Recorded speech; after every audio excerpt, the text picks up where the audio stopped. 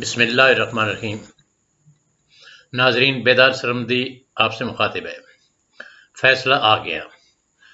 Supreme court کے 3 فاضل justice صاحبان نے جناب چیف جسٹس عمر عطا بندیال کی سربراہی میں فیصلہ سنا دیا ہے۔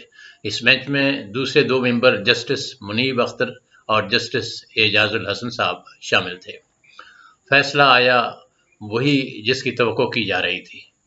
قانون اور انصاف کی روشنی میں جب عدالتیں فیصلہ دیتی ہیں تو ضروری ہوتا ہے کہ فیصلہ کسی کے حق میں ہو یا کسی کے خلاف اسے قبول کیا جائے۔ اچھے معاشروں میں ہمیشہ یہی روایت رہی ہے، لیکن ہمارے ہاں وہی بات کہ جسے بھی دیکھیے کوئے انا کو جاتا ہے، یہ راستہ ہے جو سچ مچ فنا کو جاتا ہے۔ آج اس فیصلے کے بعد ملک کے طول و عرض میں ایک گروپ خوشیاں منا رہا ہے اور ان کی خوشیاں بجا بھی ہیں، اس لیے کہ ایک طویل جد و جہد کے بعد عدالت سے انہیں انصاف ملا ہے۔ لیکن میں اس خوشی میں شامل نہیں ہوں، اور اس کا سبب یہ نہیں ہے کہ مجھے اس فیصلے سے اتفاق نہیں ہے، بلکہ مجھے دکھ اس بات کا ہے کہ ہمارے ہاں وہی محاذ آرائی، وہی کشمکش کا سماں ہے۔ چنانچہ ایک دوسرے فریق نے جس کے خلاف فیصلہ آیا، اس کے پنجاب میں گورنر اور جو حال ہی میں جن کو گورنر مقرر کیا گیا تھا، انہوں نے حلف لینے سے، نئے چیف منسٹر صاحب کا حلف لینے سے انکار کر دیا ہے۔ تو میں اس لیے خوش نہیں ہوں کہ ہمارے سیاستدانوں نے تاریخ سے کچھ نہیں سیکھا۔ وہی محاذ آرائی، وہی چند روزہ اقتدار کے لیے اصولوں سے انحراف، وہی ملک کے اندر بد امنی اور محاذ آرائی کا سماں، وہی کشمکش، وہی سیاست کی بے یقینی۔ تو کیا اس طرح ہم ایک ایسا معاشرہ تشکیل دے سکتے ہیں جس میں باہر کے لوگ سرمایہ کاری کے لیے آئیں اور جہاں معیشت ترقی کرے، جہاں لوگ خوشحال ہوں، جہاں عوام خوشحال ہوں؟ بظاہر تو یہی کہا جاتا ہے کہ جمہوریت ایسا نظام ہے کہ جس میں حصہ لینے والے اور جمہوری حکومت کا حصہ بننے والے تمام سیاستدان عوام کے مفاد کے لیے کام کرتے ہیں، لیکن دکھ کی بات یہی ہے کہ ایسا نہیں ہو رہا۔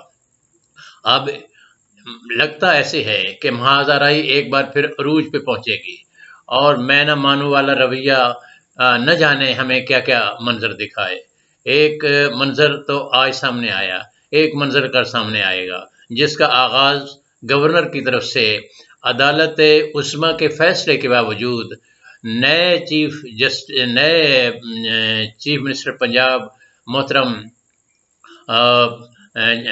جناب پرویز الہی صاحب کا حلف لینے سے انکار ہے۔ نتیجہ کیا ہے؟ اس بار عدالت کے فیصلے میں وضاحت سے یہ لکھا گیا کہ اگر گورنر حلف نہیں لیتے تو پھر صدر پاکستان ان کا حلف لیں گے، اور ایسا ہی ہو رہا ہے۔ اب خبریں یہی آ رہی ہیں، اور یقیناً ایسا ہی ہونا تھا کہ صدر پاکستان نئے وزیر اعلیٰ پنجاب کا حلف لیں گے۔ اب کیا ہو رہا ہے؟ ایک نئی کشمکش شروع ہو گئی ہے، یعنی سینٹر میں اتحادیوں کی حکومت ہے جس کی سربراہی 3 بڑی جماعتیں کر رہی ہیں، جن میں پیپلز پارٹی، مسلم لیگ نون اور جمعیت علماء اسلام شامل ہیں، جبکہ پنجاب میں اور صوبہ سرحد میں اور گلگت بلتستان میں بلکہ آزاد کشمیر تک پاکستان تحریک انصاف اور ان کے اتحادیوں کی حکومت ہے۔ تو اس کشمکش کا نتیجہ کیا نکلے گا؟ کون عوام کی آنکھوں کا تارا بنے گا؟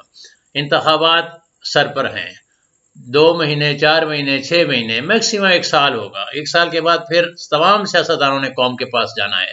تو اس سارے عرصے میں وہ کیا کریں گے؟ کیا یہی رویہ رہے گا؟ کیا یہی محاذ آرائی رہے گی؟ اور اس محاذ آرائی کے نتیجے میں کیا یہی ہوگا کہ ڈالر اوپر سے اوپر جائے گا، چیزیں مہنگی ہوگی، عوام بدحال ہوں گے، بل بجلی کے، پیٹرول کے نرخ، ہر چیز بڑھتی چلی جائے گی؟ کیا ہمارے سیاستدان اپنے عوام کو، جن کے لیے وہ بظاہر سیاست کرتے ہیں، یہی تحفہ دینا چاہتے ہیں؟ میں سمجھتا ہوں کہ یہ سب غلط ہے۔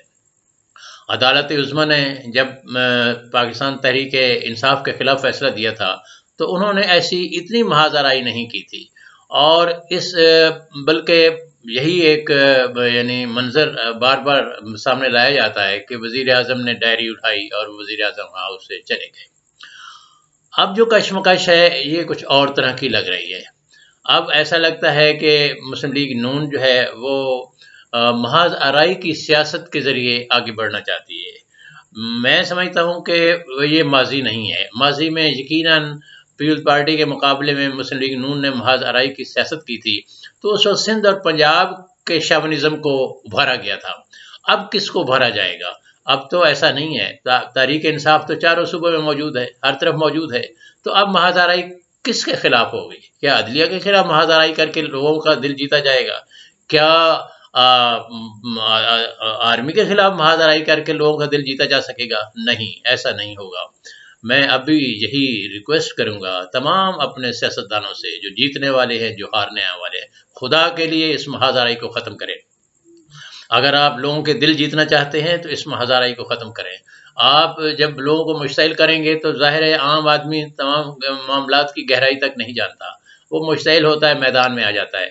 آپ ایسا کریں گے تو میں سمجھتا ہوں کہ نہ یہ ملک کی خدمت ہوگی، نہ یہ قوم کی خدمت ہوگی، اور نہ ہی یہ ہمارے آنے والی نسلوں کی خدمت ہوگی۔ اس لیے بہتر یہی ہے کہ اسی وقت سمجھ جائیں، اس محاذ آرائی کی سیاست کے ذریعے انتخاب جیتنے کی توقعات ختم کریں۔ ایسا نہیں ہوگا، ایسا اپنے پاؤں پہ کلہاڑی مارنے کے مترادف ہوگا۔ اعلیٰ اخلاقیات کا مظاہرہ کرنے والا ہی لوگوں کے دل جیتتا ہے۔ اگر فیصلہ فاضل عدالت کا فیصلہ قبول کر لیا جاتا، بلکہ اس سے پہلے اگر اسمبلی میں ہی ایسا نہ کیا جاتا، پنجاب اسمبلی میں، تو یہ صورتحال پیدا نہ ہوتی، عدالتوں تک معاملہ نہ جاتا۔ تو کیا ہوا اس چند روزہ اقتدار میں؟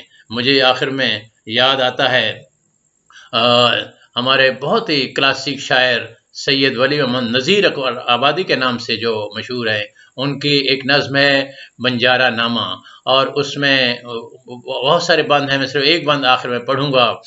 ٹک ہرس و ہوا کو چھوڑ میاں، مت دیس بدیس پھرے مارا، قزاق اجل کا لوٹے ہے، دن رات بجا کر نکارا۔ اور اس ایک بند صرف اس کا پڑھوں گا۔